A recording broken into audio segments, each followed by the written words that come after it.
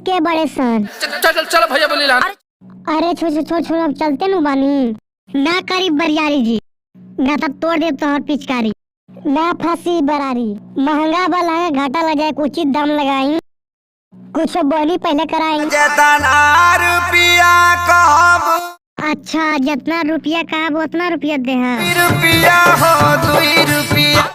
आई 2 रुपया कहानी जितना मांगे उतना दे है। अभी कहा था नहीं 2 रुपया। अच्छा ये बताएं चोली रंगे में कितना रुपया दे है? चोली रंगाई दे 2 रुपया हो।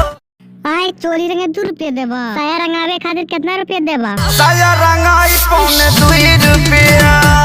का हो साया रंगे खातिर 2 रुपया देबा? चॉकलेट खरीदे था का? इतना सस्ता में ना मिली रंगे खातिर, समझ ला, कुछ औरो देवे के पड़ी। आधा काठा लिख दे हबखे, आधा काठा का कहा था नहीं पूरे लिख दा। डालब भर पे, तब भर पेट डालबा। अच्छा सोचब इस बात पर। अरे खेत बेचवा बनबो का ब्यास। ता तोहर बाप के का जाता रे? ए जीजा जी कुछ पैसा और बढ़ाई ना। खाली पैसा तू कइले बारू। सुन बस थोड़ा मोड़ा जीजा जी बस।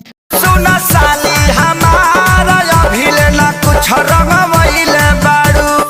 ना मानबा तो जीजा जी आइन लगा ली। गुजू गुजिया साली लाख बारी।